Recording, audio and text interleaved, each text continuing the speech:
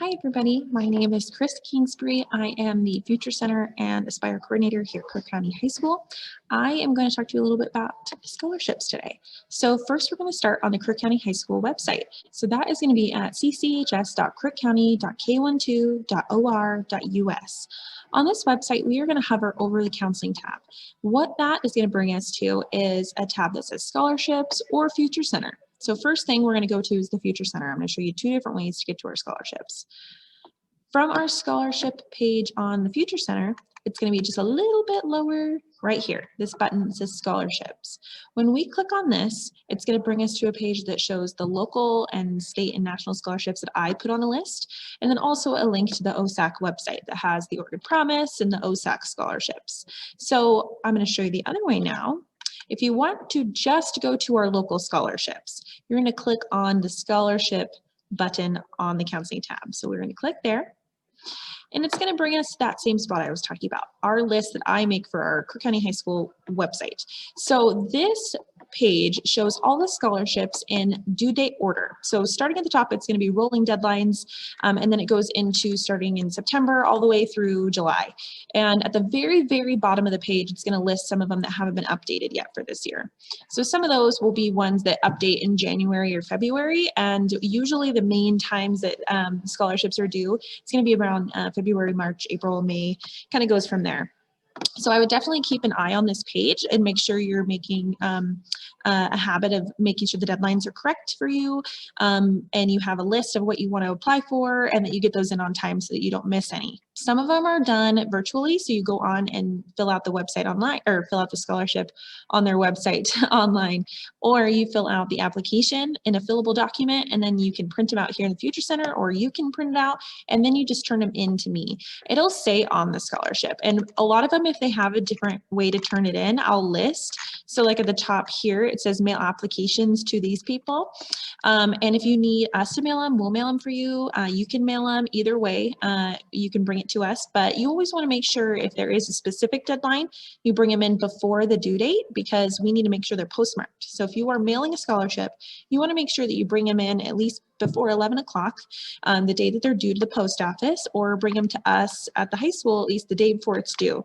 The reason being is when the post office changes the postmark, there's no way for scholarship donors to know if you turn those in on time. If you mail them and they get them after the due date and it's postmarked, they know that you tried to turn it in on time. It's just that the mail made it slower. But if it's not postmarked, they're going to think that you just mailed it in late. So they're not going to know. So that is super important. So again, turn them into us at the high school at least a day early before they're due, or bring it to the post office before, I think it's 11 o'clock when they change the postmark, to have them put that on there. And you have to ask them to make sure it's postmarked. If you scroll through, it's going to just tell you different kinds of scholarships. So it's going to have the due date, the name of the application link, a short description of the eligibility, and if it's some of them, they'll have multiple scholarships on their website. So I'll just say C scholarship or C application, and then you can go in there and see what those qualifications are by clicking on the click here right there. And then on this side, it shows the age. So it shows grade level. So if you are a senior, or if you are a college student, they'll have specific ones on there. Sometimes there's junior ones. That way you can know if you can apply. And it's good to keep in mind for when you are in college and you know that you can come back and apply for some of these scholarships. It'll help pay for your education, that we don't want you to necessarily have to keep paying. So we want to give you opportunities to not have to. Some of the ones to keep in mind on this page are the Kirk County Foundation. So this one right here, we haven't gotten their new common application link yet. So it does still say it's coming soon. But what you can do is see some of the information of what's going to be required, because for the most part, it's going to be pretty similar. The only changes is there's going to be a separate trade student application, and then one for students who are not going into a trade. So if you click on their website link, it brings you to their scholarship page, which usually right here it'll say apply here, and a little bit lower it gives a list of all their scholarships, how much they have awarded, and then for that year, and then the description of the eligibility for those programs. So because it is kind of a common application, there's going to be lots of questions, but at least you can look through here and know what you'd need to have prepared for that application so that you're just ready to go.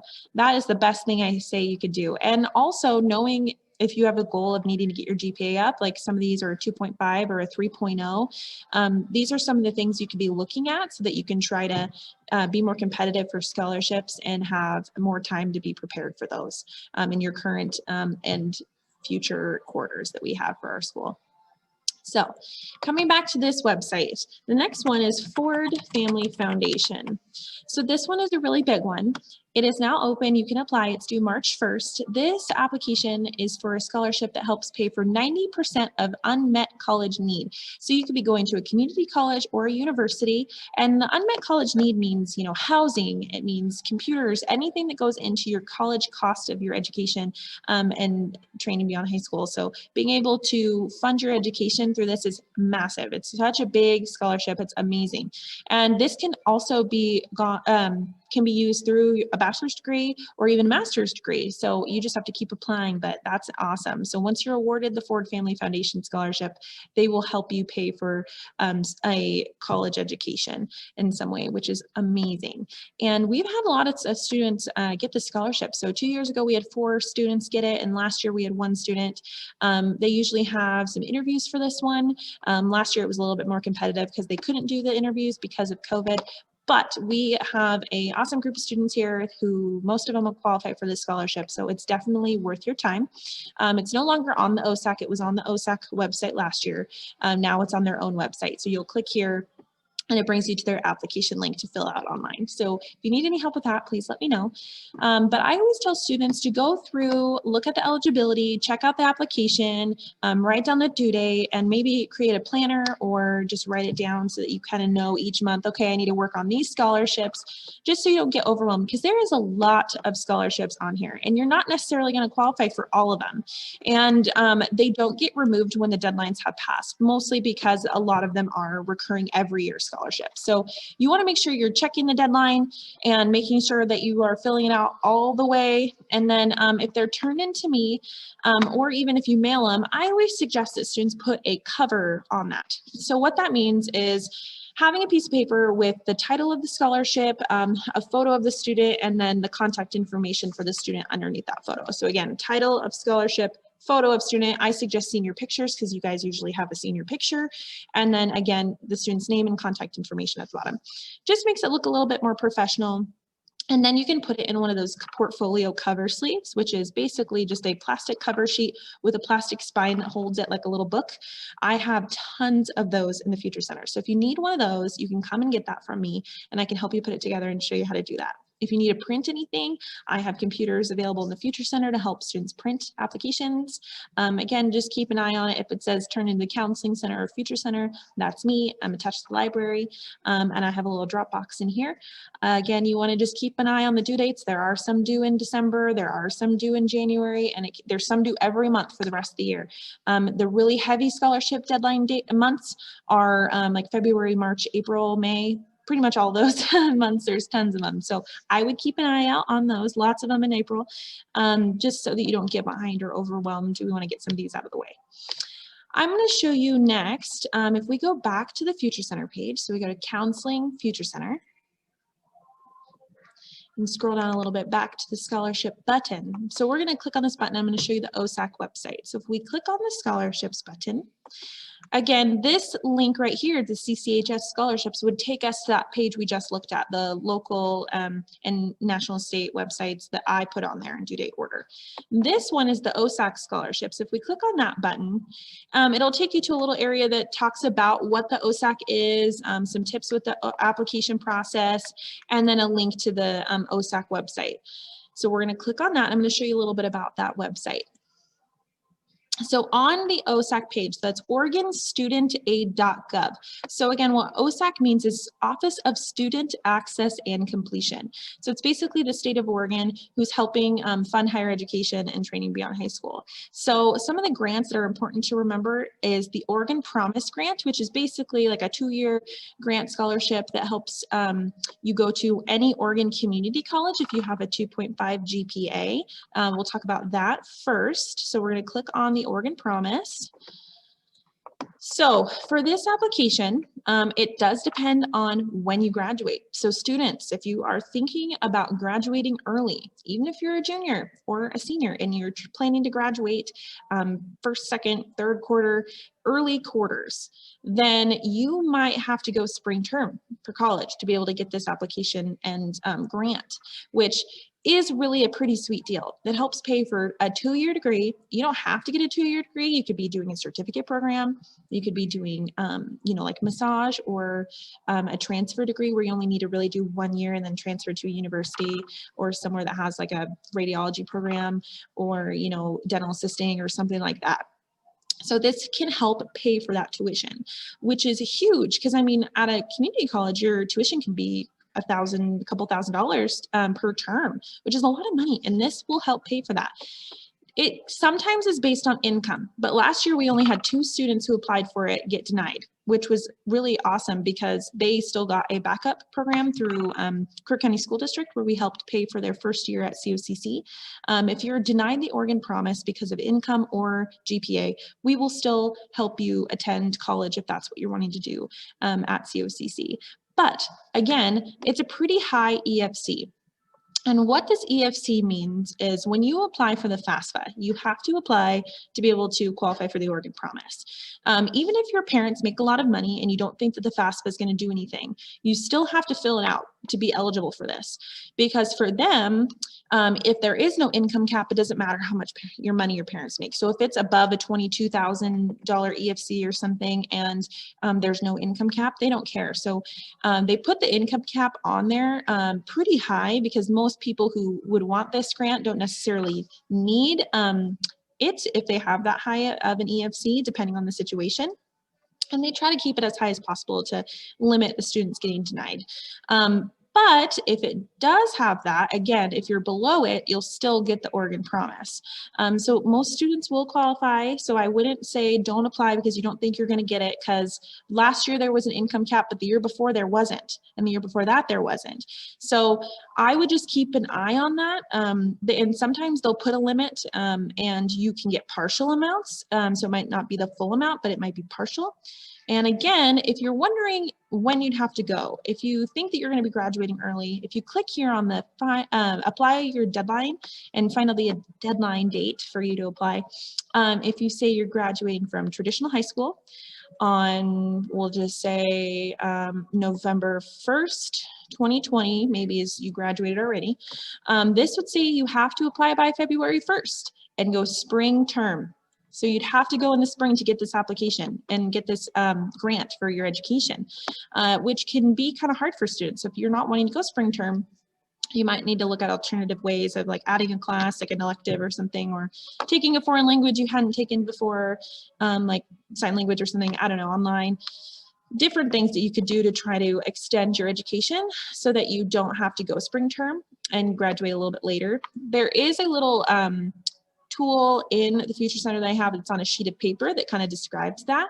But also if you kind of have an idea of like the end of third quarter or something, you'd put that in and see if you'd have to go spring term. If you do, you again have to apply by February 1st, get your FAFSA done, get your Oregon Promise done, and apply to those schools. So if you have questions about that, please let me know.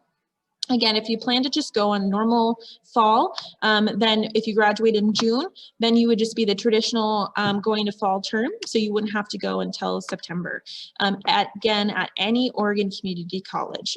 For a 2-year degree, you don't have to take 2 years. You can go slower than 2 years, part-time, be less than 2 years. It's just that they pay for a 2-year degree worth of credits. So that's basically what it is, 90 credits of a associate's degree, basically. So we're going to go back to the main page for the OSAC. And again, OregonStudentAid.gov. And the next thing is the Osac Scholarship. So this catalog right here is really important. If we click on that, close some of these tabs that we don't need anymore. It's going to show you a list. It's 11 pages, but this is much better than the way that it is on the Osac, and I'll show you why. So if you go through here and you're filling out this application and you're like, oh, I wonder which ones I can qualify for. I don't want to click in and out on the application in your actual account. You can use this as a way to read it faster. So obviously, like right here, it shows attended Boise Elliott Elementary School. That's not going to work for a Kirk County student who's lived here their whole life, maybe some, but then you just keep scrolling and you're like, resident of Oregon and Washington, that does work for me. Employee of Calbag Metals, so maybe not. So next, you know, you keep going through. And again, this is for the entire state of Oregon. So there's going to be some like Beaverton High School, the Dalles. So you're not going to qualify for every single one. So if you go through and you're like, nope, nope, nope, nope, that's okay. Don't feel overwhelmed if you don't have a ton. They only allows you to apply for 40, and I never see students get 40. It's very unlikely for that to happen. So I want you to be able to go through and write those down.